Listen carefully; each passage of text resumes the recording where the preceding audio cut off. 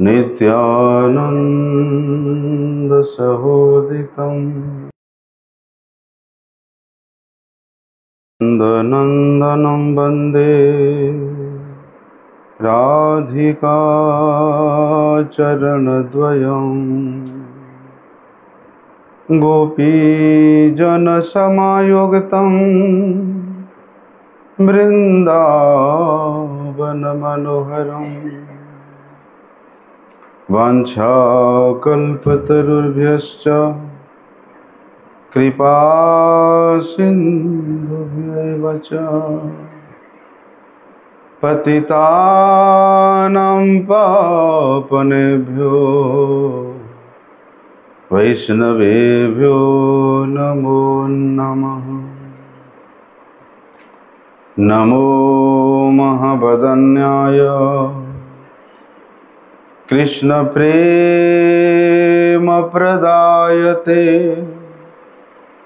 कृष्णाय कृष्ण चैतन्य नमः। नमस्ते तुहलग्राम नमस्ते मुसलायुध नमस्ते रेवतीकांत नमस्ते भक्तवत्सल।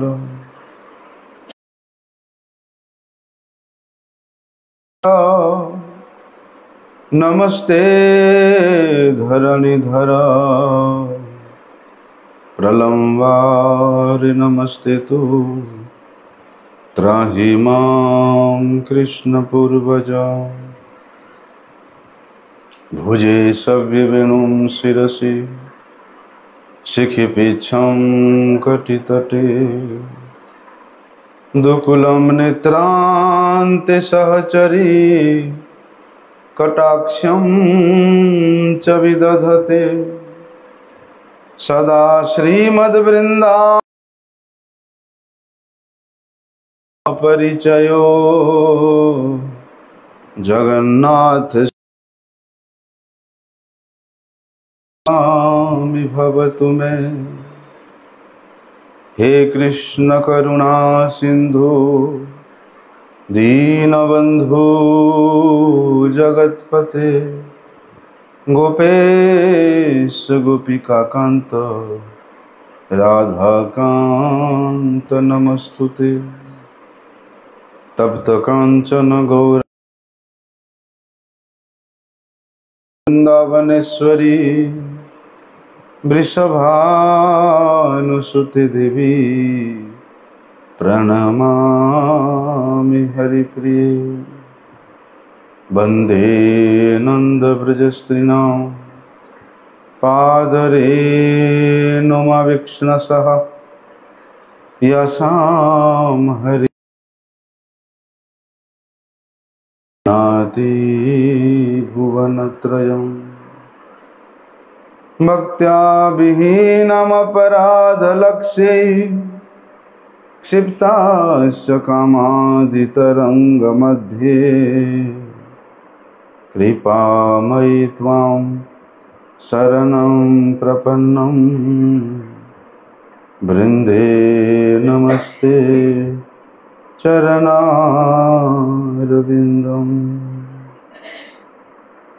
पतितपावन परम करुणामय परमाराध्यतम श्री गुरुपाद पद्म नित्य लीला प्रविष्ट विष्णुपाद परमहंस परिव्राजकाचार्य जी अष्टोत्तर शत श्री श्रीमद शिल भक्ति वल्लभ तीर्थ गोस्वामी गुरु महाराज जी के श्री अभय चरण कमल में साष्टांग दंडवत प्रणाम करते हुए उनकी हेतु की कृपा प्रार्थना करते। परमाराध्यतम शिक्षा गुरुपाद पद्म नित्य लीला प्रविष्ट विष्णुपाद परमहंस भक्ति विज्ञान भारती गोस्वामी महाराज जी के श्रीपाद पद्म में साष्टांग दंडवत प्रणाम करते उनकी हेतु की कृपा।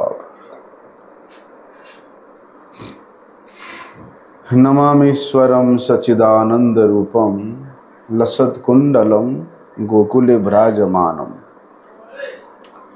यशोदाभियोलुखलाब्धवमानं परामृष्टमत्यंत तदृत्य गोप्या।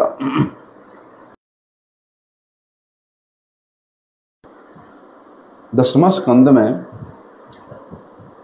श्री सुखदेव गोस्वामी जी ने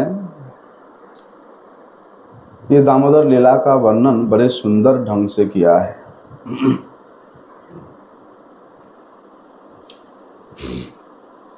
कल हम लोगों ने श्रवण किया भगवान परम लीलामय किस प्रकार लीला कर रहे हैं और उस लीला के तत्व क्या है, लीला के तात्पर्य क्या है, उसको हम लोगों को श्रवण करना चाहिए। वास्तव में कल हम लोगों ने सुना कि यशोदा मैया एक बार नहीं अनेक बार उन गोपियों के द्वारा अपने लाला कन्हैया का शिकायत सुनते आ रही है, उनकी उलाहना वे सुनते आ रही है। कैसी उलाहना? कि तुम्हारे लाला चोरी करता है। अब भाई कोई माता पिता को कैसे सहन होगा, कोई अड़ोस पड़ोस आकर के बोले कि तुम्हारे पुत्र जो है चोरी करता है।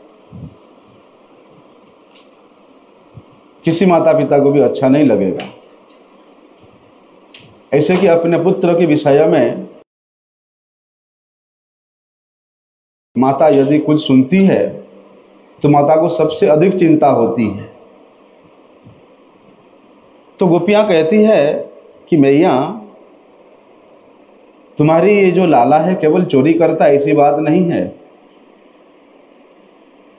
माखन तो खाता ही है, लेकिन दूध दही मक्खन चारों ओर फैला के जाता है। पूरे घर में पूरे कमरे में भी चारों ओर उसको छिटक के जाता है, फैला करके जाता है। खाता कम है और फैलाता ज़्यादा है। चलो स्वयं खा रही तो अच्छी बात है, लेकिन खाता है थोड़ा सा और सारी फैला देता है, बंदरों के लिए, कौओं के लिए, हैं, या सखाओं के लिए। खाएगा तो मुंह में थोड़ा सा जाएगा और मुंह के बाहर ही साइड लगा रहेगा। तो वे गोपियाँ कहती है कि मैया चलो वो भी ठीक है, लेकिन ये क्या करता है, जो मटकी में हम लोग दूध दही मक्खन रखते हैं उस मटकी को भी फोड़ करके मटकी को भी फोड़ करके आ जाता है और जाते जाते हमारे आंगन में जो बछड़े बंधे रहते हैं उनको भी खोल के भाग जाता है। अब बोलो भैया, बछड़े खोल देता है, अब बछड़े सबरी दूध पी जाती है, हैं?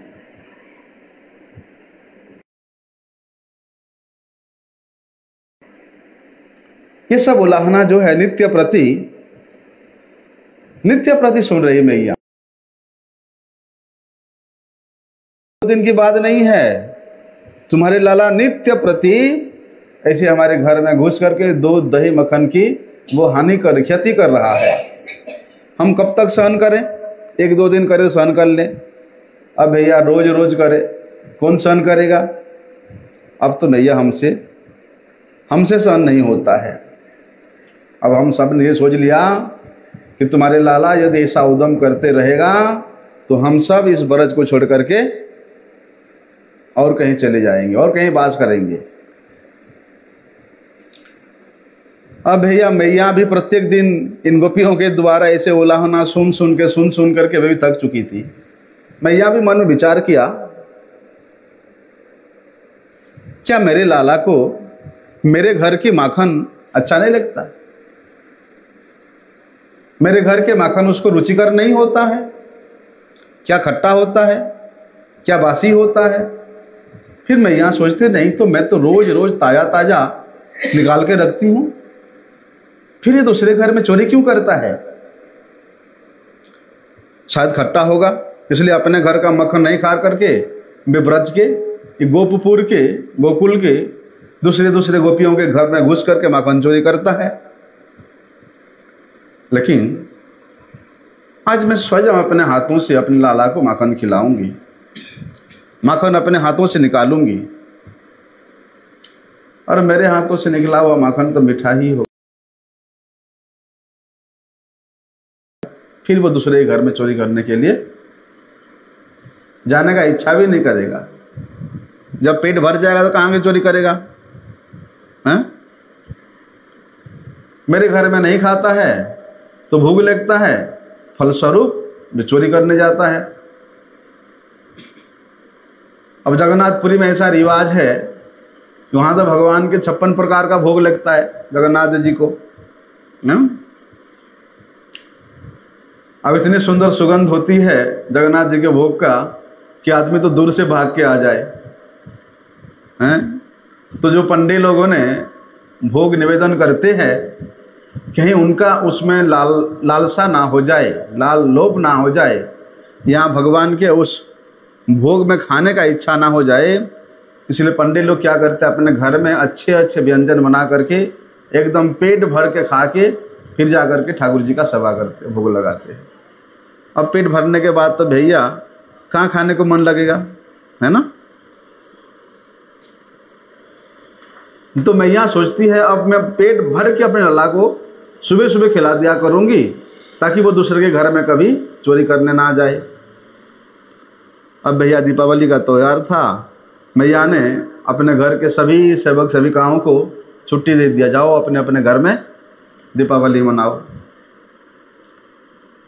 और मैया के घर में रहने वाली जो गैया है, मंगला, गंगा, पिसंकी, ये सब पद्मगंधा गाय है। स्वयं मैया अपने हाथ से उनका दुग्ध को धो करके उसको उठाते हैं, फिर बड़े बड़े शीतोष्ण, ना ज़्यादा गर्म ना ज़्यादा ठंडा, उस दूध में दही का जामुन डाल करके उसको जमाते हैं और भोर में उठ करके बैठ जाती है। अब दधी मंथन करते करते वो भोर में मैया अपने लाला के, कन्हैया के प्रेम में इतना भाव विभोर हो गई है, इतना तन्मय हो गई है, गान कर रही है। और मथनी की भी शब्द जो घर घर घर घर शब्द करती है, वो भी मानो इस प्रकार का शब्द कर रहा है जैसे मृदंग का शब्द के साथ वो तालमेल हो रहा है, मृदंग के शब्द का कार्य कर रहा है वो मथनी के घर घर शब्द। और इस प्रकार का शब्द भी निकल रहे वहां, धिकतान धिकतान। तो वो मथनी भी कह रही है कि भैया जो व्यक्ति राधा कृष्ण का भजन नहीं करते, उनका स्मरण नहीं करते, उनके लीला का गान नहीं करते, उनका जीवन तो भैया पशु के समान है और धिक्कार है। जो मथनी भी कह रही है धिकतान धिकतान, कि कन्हैया के भजन करना नहीं करना, उनका स्मरण नहीं करना, उनका सेवा नहीं करना, तो उसको धिक है, धिक्कार है इस व्यक्ति को। और कन्हैया चुपचाप वहाँ सोते रहे। सोचने लगे कन्हैया, अरे माँ तो प्रत्येक दिन मुझे लोरियाँ सुना करके बड़े प्यार से लाड से जगाती है, परंतु आज तो मैया मुझे जगाने नहीं आई और मुझे बड़ी भूख भी लगी है। कन्हैया उठते उनको बड़े भूख लगता है। भैया जो आत्माराम है, जो आत्मकाम है, जो परिपूर्णतम सर्वेश्वर है, बोलते उनको आज भूख लग गया है, उन प्रभु को आज भूख लग गई है।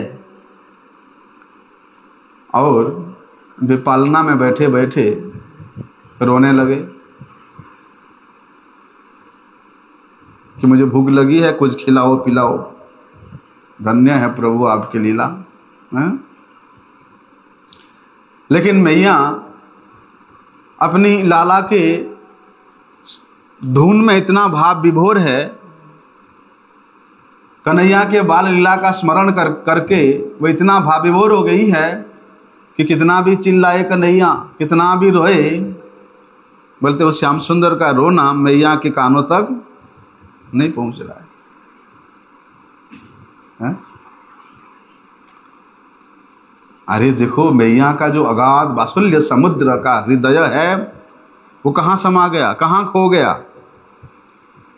मैया सुन नहीं पाई, और जोर जोर से चिल्लाए कन्हैया, लेकिन मैया के कानों में कन्हैया के रोने का आवाज नहीं आ रही है, क्योंकि मैया भाव विभोर है गोविंद दामोदर माधवेति में। वे संकीर्तन में यशोदा मैया इतना मग्न है, इतना संलग्न है कि वे अपने आप को भी भूल चुकी है कि मैं क्या कर रही हूं। अंत में कन्हैया हार गए कि मेरे रोने का आवाज सुन के भी मैया नहीं आई मेरे पास। अब तो भैया रोते रोते कन्हैया बड़े कठिनाई से अपने पेट के बल पर एक पैर को नीचे रखा और बड़े आराम आराम से वे अपने बिस्तर से, सैया से नीचे उतरते हैं और आँखों को मलते मलते, जोर जोर से रोते रोते, जैसे हाथी का बच्चा लड़खड़ाते लड़खड़ाते चलता है ना, ऐसे लड़खड़ाते लड़खड़ाते हुए किसी प्रकार से वो मैया के पास पहुंचते हैं। और पहुंच करके मैया जो दधिमंथन कर रही थी, उस दधिमथनी के दंड को कन्हैया पकड़ लेते हैं। जब मथना बंद हुआ तब मैया का जो है ध्यान भंग हुआ। अरे इतना देर हो गया, मेरे लाला उठ के मेरे पास भी आ गया और मुझे पता तक नहीं। जब कन्हैया ने वो मथनी के दंड को पकड़ा और मथना बंद हुआ, तभी मैया का ध्यान भंग हुआ और अपने निकट में अपने लाला को देख करके तुरंत अपने गोदी में बैठा लिया मैया और उसको अपने स्तनपान कराने लगी।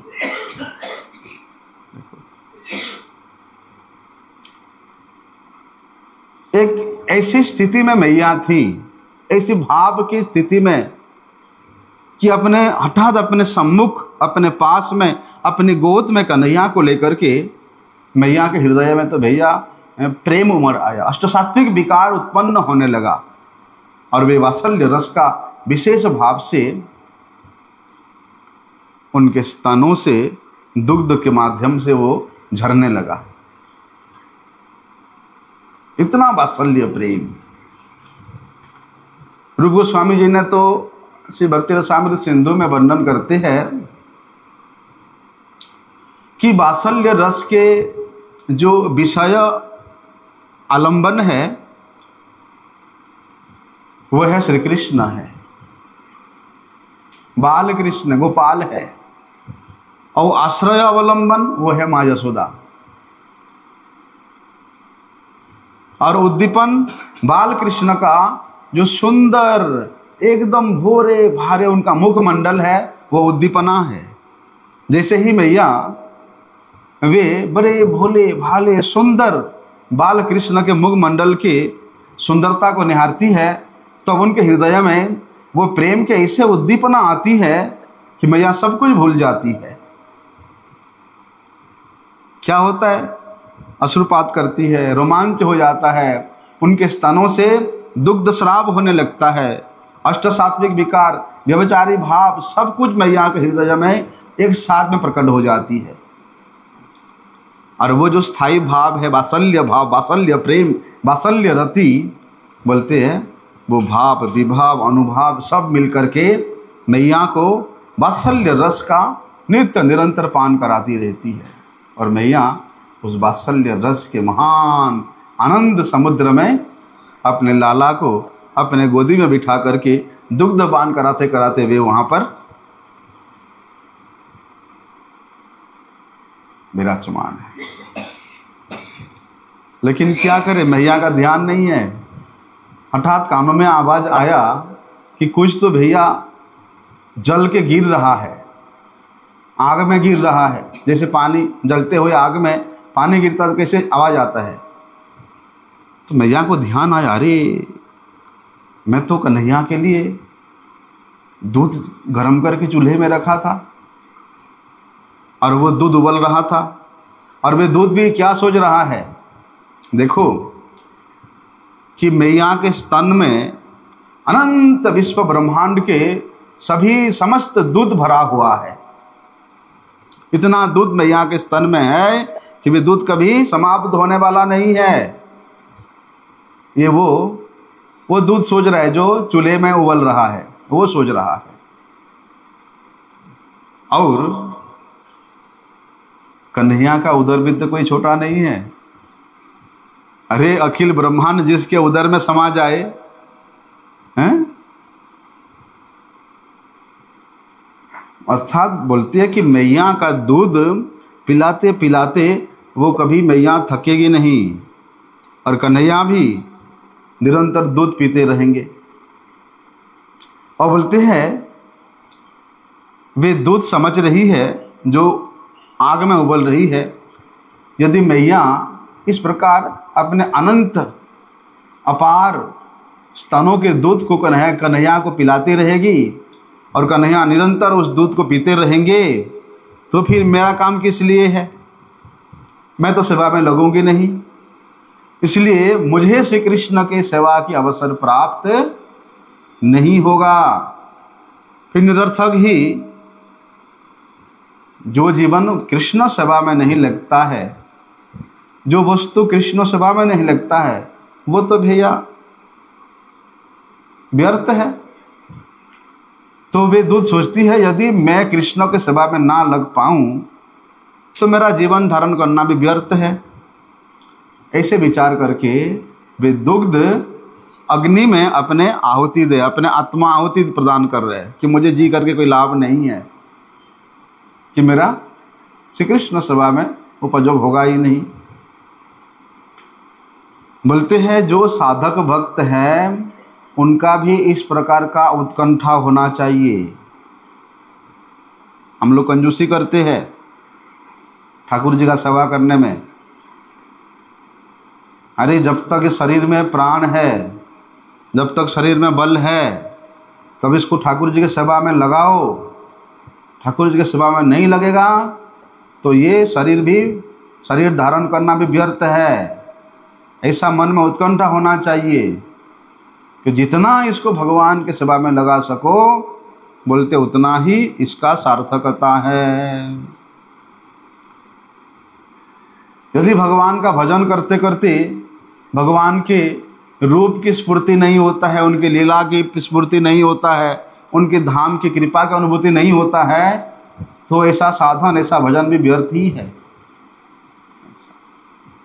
इस नरोत्तम दास ठाकुर जी ने श्री गौरांग महाप्रभु के परिकरों के विरह में, अदर्शन में वे क्या गाते हैं कि पाषाणे कुटिब माथा अनलेप शिव गौरांग गुणे निधि कोथा गेल। कैसा विरह है देखो। वे उन गौरांग महाप्रभु के पार्षदों के आदर्शन से, उनके विरह से वे कैसा अपने भाव को प्रकट कर रहे हैं कि मैं पाषाण में, पत्थर में अपने माथा को, अपने सिर को फोड़ दूंगा, आग में जा करके अपने जीवन को समाप्त कर दूंगा। लेकिन गौरांग महाप्रभु के विरह के बिना, गौरांग महाप्रभु पार्षदों के बिना बोलते ये जीवन मैं नहीं रख सकता हूँ। इसी प्रकार श्री कृष्ण सेवा का स्थिति श्री गुरुपाद पद्मों ने जब हम लोगों के जीवन में संभव किया है, प्रदान किया है, तो जितना से जितना अधिक हो सके शरीर को, मन को और वाणी को, इसको श्री कृष्ण सेवा में लगाना ही वास्तव में बुद्धिमान का काम है। रूप गोस्वामी जी ने वहाँ भक्ति रसायन सिंधु का वर्णन किया है कि अन्याभिलाषिता शून्यम ज्ञान कर्मादि अनावृतम आनुकूल्येन कृष्णानुशीलनम भक्तिरुत्तमा। रूप गोस्वामी जी ने क्या वर्णन किया कि भक्ति के दो प्रकार का लक्षण बतलाया, एक तो स्वरूप लक्षण और एक तटस्था लक्षण। तो यहाँ पर स्वरूप लक्षण को बतलाते हुए कह रहे हैं कि भक्ति की जो सिद्धि अवस्था है या भक्ति की जो स्वरूप सिद्धि प्राप्त करना है, तो उसके लिए भैया अनुकूल्येन कृष्णानुचरण करना पड़ेगा। अर्थात अनुकूल मतलब श्री कृष्ण प्रीति के अनुकूल हो, श्री कृष्ण प्रसन्नता के अनुकूल हो। जो कार्य हम करेंगे, जो सेवा हम करेंगे, क्या उससे श्री कृष्ण प्रसन्न हो रहे हैं या हम अपने प्रसन्नता के लिए कर रहे हैं, या लोगों को दिखाने के लिए कर रहे हैं? विचार करने वाली बात है। ना तो अपने प्रसन्नता के लिए करना है और ना लोगों को दिखाने के लिए करना है, ना मान प्रतिष्ठा प्राप्त करने के लिए करना है। केवल अनुकूल मतलब केवल और केवल श्री कृष्ण प्रसन्नता ही निहित है। दुनिया चाहे कुछ बोले, मुझे कोई लेना देना नहीं है। मेरे प्रभु यदि ये सेवा में प्रसन्न है तो मैं एक बार नहीं 1000 बार सारा जीवन करूंगा, क्योंकि प्रतिकूल आचरण के द्वारा विरुद्धाचरण हो जाता है। इसलिए इसे विरुद्ध अवस्था में भक्ति सिद्ध नहीं होती है। यद्यपि शास्त्र बताता है कि ये न के न उपाय न कृष्ण मनः कृष्ण निवेशयेत्, कि किसी भी प्रकार से शत्रु भाव से हो, मित्र भाव से हो, जैसे भी हो, श्री कृष्ण में मन को नियोजित करना चाहिए। लेकिन यदि प्रतिकूल भाव से हम लोग श्री कृष्ण का विरुद्ध आचरण करते हुए भक्ति भी करें, कृष्ण में मन को लगाएं, तो वो कभी सिद्ध नहीं होगा।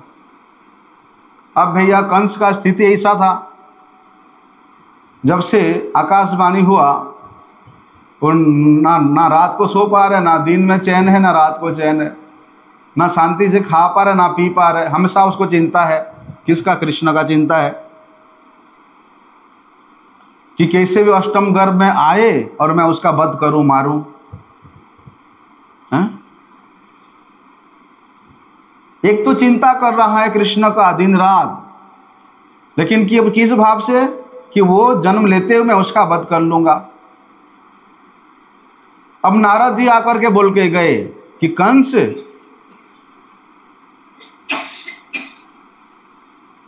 तुमने आकाशवाणी में जो सुना था वो तो वहां जन्म ले चुका है गोकुल में और वहां पल रहा है।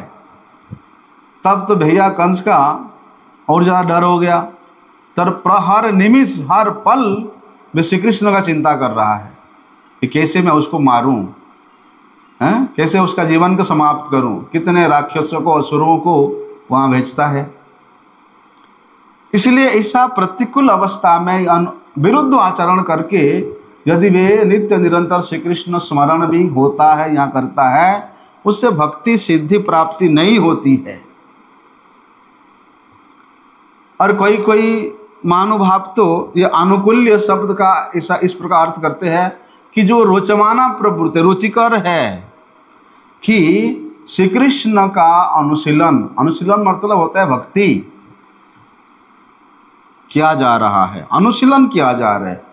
मैं जो श्री कृष्ण का सेवा कर रहा हूँ, क्या उसी से श्री कृष्ण प्रसन्न है?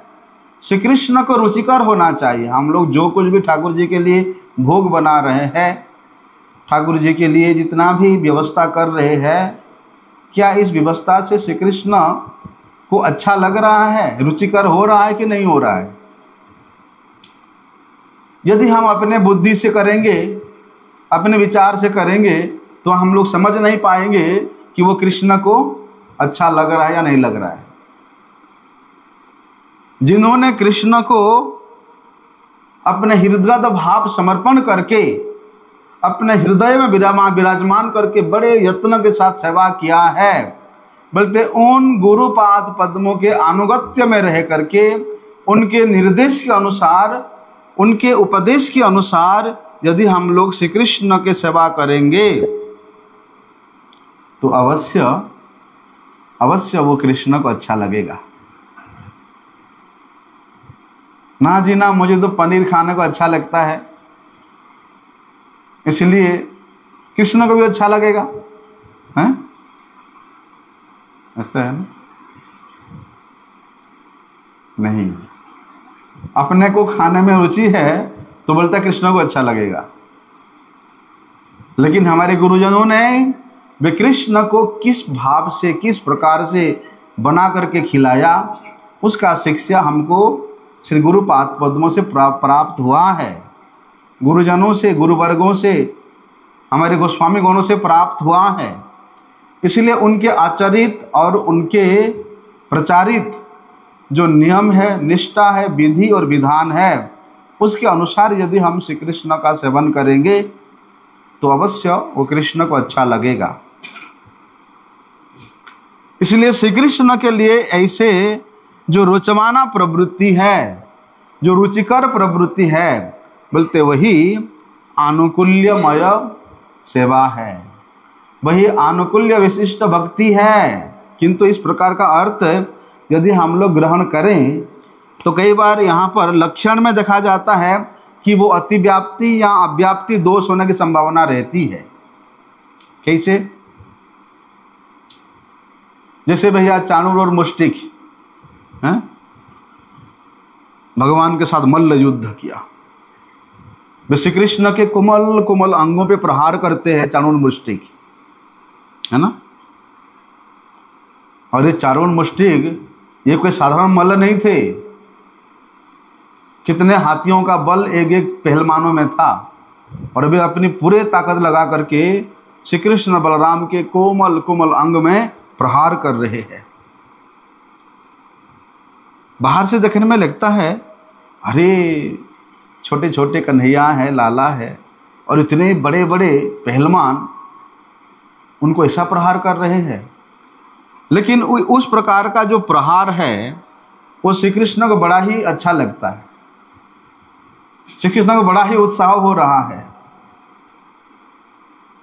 और चाणूर और मुष्टिक जो बड़े बड़े पहलवान हैं, वे बड़े उत्साह से उनके साथ भगवान ने बड़े उत्साह के साथ वीर रस का आस्वादन कर रहे हैं। कभी कभी भगवान को भी खुजली होता है ना, लड़ने के लिए। अब उस प्रकार का लड़ने वाला मिल नहीं रहा, क्या करे? अब मिल गए चाणूर मुष्टिक, तो भगवान को, श्री कृष्ण को बड़े अच्छा लग रहा है, तो उनके साथ श्री कृष्ण और बलराम बोलते वीर रस का आस्वादन कर रहे हैं। लेकिन देखने में लगता है कि श्री कृष्ण असुरों का वो जो प्रहार है, वो जो प्रहार रूप अनुशीलन है, वो श्री कृष्ण को रुचिकर कैसे प्रतीत हो सकता है? भाई कोई व्यक्ति तुमको पीटे, पिटाई करे तो तुमको कैसे अच्छा लगेगा, हैं? तो इसके लिए श्रीमद् भागवत में सुखदेव गोस्वामी वर्णन करते हैं कि मनस्विनाम इव सत्संप्रहार, अर्थात साधारण लोगों की दृष्टि में देखने में लगता है कि शत्रु के साथ जो भयानक युद्ध है, देखने में लगता है कि वो बड़ी दुखजनक है। तो सभी लोगों ने देखा अरे इतने बड़े बड़े पहलवान और कृष्ण बलराम इतने छोटे छोटे बालक, ये तो अन्याय है। कौन सा अन्याय कर रहा है? ये छोटे छोटे बालकों के साथ इतने बड़े बड़े मल्ल युद्ध में उस पहलवानों को लगा दिया, ये तो अन्याय है। बाहर से देखने में ऐसा लगता है, लेकिन जो वीर होता ना, वीर को एक अच्छा वीर चाहिए लड़ने के लिए, पहलवान को दूसरा पहलवान चाहिए लड़ने के लिए। हाँ भैया एक बड़ा पहलवान है और दूसरा एक बच्चा है, वहाँ पर वीर रस का वहाँ युद्ध करने का मज़ा नहीं आएगा, है ना? सामने वाला भी ऐसा हो ना, तब तो आनंद आता है। इसलिए वीर को इस प्रकार का प्रहार जो है बड़े अच्छा लगता है, रुचिकर होता है। इसलिए मल्ल युद्ध में असुरों का जो अत्यंत घोर प्रहार है वो श्री कृष्ण को अच्छा तो लगता है, श्री कृष्ण को रुचिकर होता तो है, लेकिन असुरों की ये जो चेष्टा है श्री कृष्ण को मारना, पीटना, समाप्त करना, इसको भक्ति नहीं मान सकते हैं। ये भक्ति के लक्षण नहीं बोल सकते हैं। ये अतिव्याप्ति दोष प्रवेश कर जाता है इसमें। अब माधव ने सुन लिया कि श्री कृष्ण को जो है पीटने से अच्छा लगेगा, तो काल दंडा लेकर के वहां पीटने चला जाएगा ठाकुर जी को, है ना। तो इस प्रकार के जो लक्षण है, मतलब असुर लोगों का जो शत्रुता रूप भाव है, जो द्वेष पूर्णता भाव है, जो प्रहार रूप अनुशीलन है, वो भक्ति का अत्यंत विरोधी है। भक्ति मतलब होता है भज धातु सेवायाम। सेवा प्रीति के साथ होता है, प्रेम के साथ होता है, यत्न के साथ होता है, निष्ठा के साथ होता है, उत्साह के साथ होता है, धैर्य के साथ होता है। इस प्रकार शत्रुता करके नहीं, इस प्रकार द्वेष रख करके नहीं, इस प्रकार प्रहार करके नहीं, ये भक्ति का अत्यंत घोर विरोधी है। किंतु कृष्ण को भैया अच्छा लगता है। भक्ति का विरोधी होने पर भी क्या करें, वो कृष्ण को अच्छा लग रहा है, रुचिकर हो रहा है। इसलिए यद्यपि उसमें भक्ति का लक्षण व्याप दिखाई देता है, लेकिन उसको भक्ति नहीं कह सकते। अब भैया जब जगन्नाथ जी पहुंच जाते गुंडीचा में, वहाँ 5 दिन रहने के बाद यहाँ से सब पंडे पहुंच जाते हैं, लाठी डंडा लेकर के, और दे गालियाँ।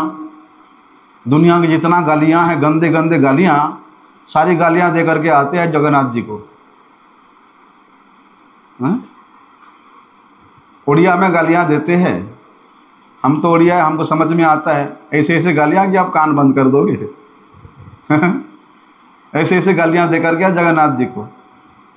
देखने में लगता है कि पंडित लोग कितना निष्ठुर है, कितना अभक्त है, कि वे जगत के नाथ जगन्नाथ को गालियां दे रहे हैं, डंडा लेके गए हैं पिटाई करने के लिए। लेकिन वो जगन्नाथ जी को अच्छा लगता है। हाँ? वो जगन्नाथ जी को अच्छा लगता है। लेकिन इसको हम लोग भक्ति नहीं कह सकते। भक्ति का लक्षण यदि भी दिखाई देता है कि भगवान को जो रुचिकर है, अच्छा लगता है, दिखाई देता है, लेकिन उसको भक्ति के रूप में हम लोग, हमारे गोस्वामी गुरुओं ने उसको ग्रहण नहीं किया है।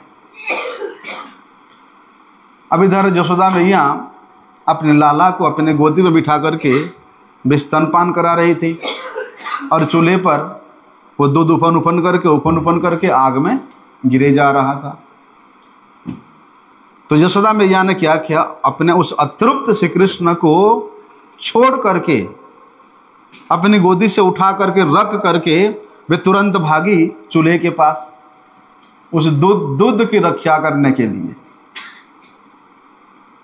कृष्ण को अच्छा नहीं लगा। अरे मैं दूध पी रहा था, बड़े प्यार से माँ के गोद में बैठा था, और अचानक माँ ने मुझे ऐसे पटक के चला गया। कृष्ण को अच्छा नहीं लगा, कृष्ण को वो रुचिकर नहीं हुआ। इसलिए क्रोध के कारण वे छोटा सा बालक, उनके होंठ जो है ना एकदम कांपने लगा।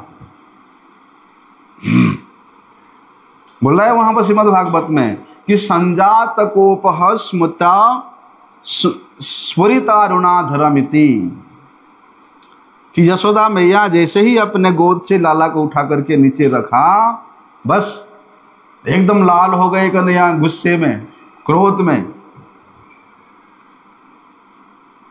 तो यशोदा मैया का ये जो कार्य है कि लाला अभी अतृप्त है, दुग्ध पान कर रहा है, गोद में बैठा है, अभी अभी सो के उठ के आया है, वो कन्हैया को चाहिए था कि माँ के गोद में थोड़ी देर दूध पीते पीते सो जाए।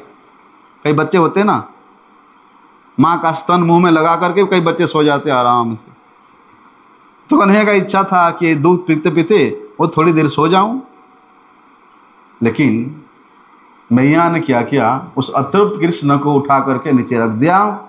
लेकिन कृष्ण को माँ का इस प्रकार का जो चेष्टा है वो अच्छा नहीं लगा। लेकिन देखने में लगता है कि ये भक्ति के परिभाषा में व्याप्त नहीं दिखती, क्योंकि वो कृष्ण को अच्छा नहीं लगा।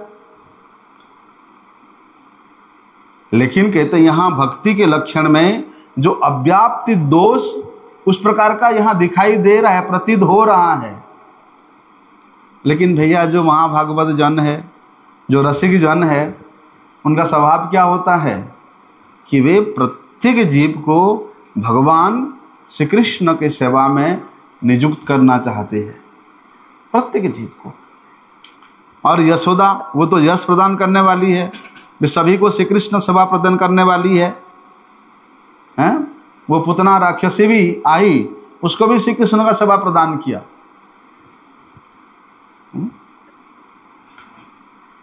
तो मैया ने देखा कि वो जो दुग्ध जो कृष्ण सेवा के लिए एकदम तैयार हो रहा है, वो अग्नि में जल करके अपने आहुति प्रदान कर रही है। क्यों? क्योंकि अब तो मुझे श्री कृष्ण सेवा करने का सौभाग्य नहीं मिलेगा। तो उस दुग्ध को श्री कृष्ण के सेवा में नियोजित करने के लिए मैया ने अपने लाल को उपेक्षा करके, अपने लाल को तिरस्कार करके, अपने लाल को गोद से उतार करके वे उस दुग्ध को बचाने के लिए चेष्टा किया, अर्थात उस दुग्ध को श्री कृष्ण के सेवा में लगाने के लिए चेष्टा किया। लेकिन देखो कन्हैया ने ना मैया के स्तन को दोनों हाथों से बड़े जोर से पकड़ के रखा है और दोनों पैरों से मैया के कमर को ऐसे, जैसे बंदर का बच्चा पकड़ता ना, ऐसे पकड़ के रखा है। और जितने शक्ति कन्हैया में था वे पूरे शक्ति लगा करके मैया को एकदम पकड़ के रखा है। भैया पुतना कोई साधारण नहीं थी, 10,000 हाथी का बल पुतना में थी। वो पुतना 10,000 हाथी विशिष्ट पुतना कन्हैया को अपने स्तन से बाहर निकालने के लिए, दूर करने के लिए पूरे ताकत लगा दिया, लेकिन नहीं छुड़ा पाया कन्हैया को स्तन से। नहीं चला पुतना की। 6 दिन का एक बच्चा स्तनपान कर रहा है और 10,000 हाथी का बल रखने वाला पुतना पूरे ताकत के साथ उसको छिटकने के लिए प्रयास किया, गिराने के लिए प्रयास किया। क्योंकि पुतना देखती है, रे ये तो दूध पान करने के साथ साथ मेरे प्राण को भी पी रहा है। अब चिल्ला चिल्ला के उसको जितने जोर से हटाना प्रयास करे, नहीं चला। लेकिन यशोदा मैया ने एक हाथ से पकड़ा, झटक उठाया, रख दिया और दूध के लिए चली गई। मैया को कोई ताकत लगाना नहीं पड़ा। सिद्धांत क्या है कि श्री कृष्ण का मैया के प्रति जो अतुल प्रेम है और मैया यशोदा का श्री कृष्ण के प्रति जो प्रेम है, इसमें यशोदा मैया का प्रेम अधिक है। और श्री कृष्ण इसी प्रेम के वशीभूत है। श्री कृष्ण इसी प्रेम में तो बंधे हुए हैं। इसी प्रेम में तो श्री कृष्ण अपने आप को समर्पण कर देते हैं। उस प्रेम के अधीन हो गए श्री कृष्ण, वशीभूत है। और यशोदा मैया के ये जो अत्यंत ममतामय वात्सल्य प्रेम है, उसके सम्मुख वे सर्वशक्तिमान, सर्वेश्वर, परात्पर, परमेश्वर भगवान की जितना भी ऐश्वर्य है कि समग्र स्व ऐश्वर्य स वीर्य स यशस श्रेय ज्ञान वैराग्य सन्नम, बोलते वो अमित बलशाली है, वे अमित ऐश्वर्यशाली है। वे तमाम ऐश्वर्य यहाँ यशोदा मैया के वात्सल्य ममता के सामने सब पराजित हो जाती है, किसी काम का नहीं रहती है। और ब्रज में, इस वृंदावन में यद्यपि भगवान का ऐश्वर्य परिपूर्ण रूप से प्रकाशित हुआ है, लेकिन इस ब्रज की लीला इतना माधुरिमा से युक्त है कि उस माधुरिमा के अतल सागर में उस अतल माधुर्य के सागर में वो ऐश्वर्य, वे परिपूर्ण ऐश्वर्य बोलते कहाँ किस कोना में डूबा रहता है। अर्थात ब्रज का जो माधुर्य प्रेम है वो ऐश्वर्य को प्रकाशित होना ही नहीं देता है। कल हम लोगों ने श्रवण किया था, ऐसा ऐश्वर्य 7 साल का बच्चा 7 कोस परिमित इतना विशाल गिरिराज जी को 7 दिन 7 रात एक ही हाथ का एक उंगली पे उठा के रखा। इससे बड़ा ऐश्वर्य क्या हो सकता है बताओ?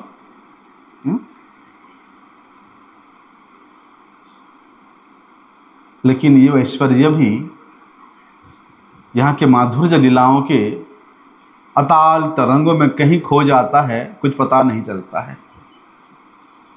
इसलिए मैया ने क्या किया, वो जो दुग्ध जो वहाँ से अंट रहा है उसको ठंडे पानी का छींटा दे करके उसको सांत्वना दिया। अरे पगली, तो इतना विरत क्यों हो रही है? दूध को बोल रही मैया, देख मैं भी तुझे ठाकुर जी की सेवा में लगाऊंगी, कन्हैया की सेवा में मैं तुझे नियुक्त करूंगी, इसीलिए इतना उतावला क्यों हो रही? थोड़ा धैर्य तो धारण कर। मैया ने उस दुग्ध को सांत्वना प्रदान करती है।